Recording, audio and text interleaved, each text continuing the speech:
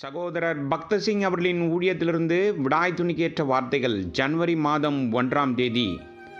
உங்கள் அனைவருக்கும் ஆண்டவராய் இயேசு கிறிஸ்துவின் விலையேற பெற்ற நாமத்தினாலே இந்த 2025வது ஆண்டிற்கான புத்தாண்டு நல்வாழ்த்துக்களை தெரிவித்துக் கொள்கிறேன். கர்த்தராய் இயேசு கிறிஸ்துவின் மாறாத கிருபையும் தயவும் உங்கள் அனைவரோடு கூட இந்த 2025வது ஆண்டு முழுவதும் இருப்பதாக. நீங்கள் சுதந்திரிக்கிற போகிற தேசமோ மலைகளும் பள்ளத்தாக்கிலும் உள்ள தேசம். அது வானத்தின் மழை தண்ணீரை குடிக்கும் தேசம். அது உன் தேவனாகிய கர்த்தர் விசாரிக்கிற தேசம். வருஷத்தின் துவக்கம் முதல் வருஷத்தின் முடிவு மட்டும் எப்பொழுதும் உன் தேவனாகிய கர்த்தரின் கண்கள் அதன் மேல் வைக்கப்பட்டிருக்கும். உபாகமத்தின் புஸ்தகம் 11வது அதிகாரம் 11 மற்றும் 12வது வசனங்கள். இது தேசத்தின் வாக்குத்தத்தம். நமக்கு இது இயேசு கிறிஸ்துவை குறிக்கிறது. நீங்கள் இந்த தேசத்தில் ஆவிக்குரிய ரீதியில் இருந்தால், நீங்கள் எங்கு வாழ்ந்தாலும், உங்கள் சுமைகள் என்னவாக இருந்தாலும், ஆண்டின் துவக்கம் முதல் அதன் இறுதி வரை தேவனுடைய கண்கள் உங்கள் மீது இருக்கும். அவருடைய கிருபையும் தயவும் சமாதானமும் உங்கள் மீது மிகுதியாய் பொழியும். மேலும் உங்கள் சோதனைகள் அனைத்தையும் சமாளிக்க உங்களுக்கு தேவையான பலன் உங்களுக்கு கொடுக்கப்படும். நீங்கள் தேவனுடைய பிள்ளையாக இருந்தால் அவருடைய வாக்குத்தத்தங்களை விசுவாசத்தின் மூலம் உரிமை பாராட்ட வேண்டும். இல்லையெனில் இவைகள் வெறும் வார்த்தைகளாகவே இருக்கும்.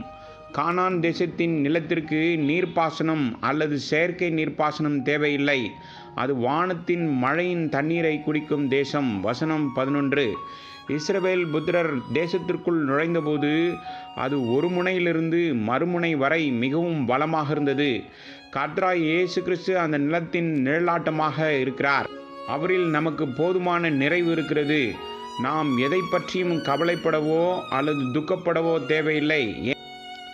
ஏனென்றால் அவருக்கு கீழ்ப்படிந்து ஜெபத்தில் நம்முடைய எல்லா தேவைகளையும் அவரிடம் கொண்டு வருவது எப்படி என்று நமக்கு தெரிந்தால் அவர் நம்முடைய எல்லா தேவைகளையும் பூர்த்தி செய்வார். இஸ்ரவேல் புத்திரர் தம்முடைய கட்டளைக்கு கீழ்ப்படிந்தால் அவர்களை ஆசீர்வதிப்பார் என்றும், அவர்கள் மற்ற அந்நிய தெய்வங்களை பின்பற்றினால் அவர்களை தண்டிப்பார் என்றும் தேவன் மிக தெளிவாக மீண்டும் மீண்டுமாக அவர்களுக்கு சொல்லியிருக்கிறார். தேவனை அவர்கள் முழு இதயத்தோடும் முழு ஆத்மாவோடும் முழு பலத்தோடும் நேசிக்க வேண்டும் என்று அவர் விரும்புகிறார் என்பதை ஜனங்கள் அறிந்திருந்தனர். ஆனாலும் அவர்கள் மீண்டும் மீண்டுமாக அந்நிய தெய்வங்களை வெளிப்படையாகவோ அல்லது ரகசியமாகவோ பின்தொடர்வதை நாம் பார்க்கின்றோம். ஆகையால் அவர்கள் உண்மையில் வாக்குத்தத்தம் பண்ணப்பட்ட தேசத்தில் இருந்த போதிலும் அதன் பரிபூர்ணத்தை அவர்களால் அனுபவிக்க முடியவில்லை.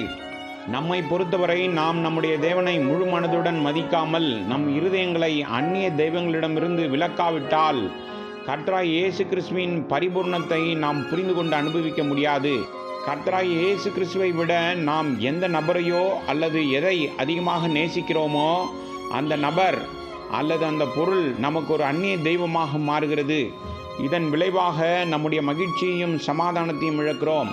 சிலர் தங்கள் வீடுகளையும் சொத்துக்களையும் தேவனை விட அதிகமாக நேசித்து தங்கள் தியானம், ஜெபம், ஆராதனை மற்றும் தேவனுக்கான ஊழியம் ஆகியவற்றை புறக்கணிக்கலாம். மற்றவர்கள் தங்களுடைய மோட்டார் கார்களை பழுது பார்த்து சுத்தம் செய்து ரசிக்க மணிக்கணக்கில் செலவிடுகிறார்கள். இன்னும் மற்றவர்கள் தங்கள் நண்பர்களையும் உறவுகளையும் கனம் பண்ணுகிறார்கள். மேலும் அவர்களுடன் பிரபலமாக இருக்க வேண்டும் என்று மிகவும் ஆசைப்படுகிறார்கள். அவர்கள் ஜெபம் மற்றும் விசேஷ கூட்டங்களில் கலந்து கொள்வதையும் ஞாயிற்றுக்கிழமை ஆராதனையில் கூட விருப்பத்துடன் கலந்து கொள்வதை குறைக்கிறார்கள் அல்லது ரத்து செய்கிறார்கள். இன்னும் பலர் உலக நட்புகளை கொண்டுள்ளனர் அல்லது அவர்கள் பாவத்தில் விழுந்து நட்பை கரைப்படுத்துகிறார்கள். பண ஆசை ஒரு அந்நிய தெய்வமாக இருக்கலாம்.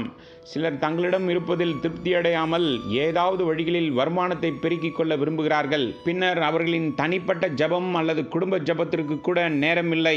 அவர்கள் தேவனுடைய வீட்டை முற்றிலும் புறக்கணிக்கிறார்கள். சிலரது மனைவிகள் பொன் மற்றும் வெள்ளியை தங்கள் அந்நிய தெய்வமாக வைத்திருக்கிறார்கள்.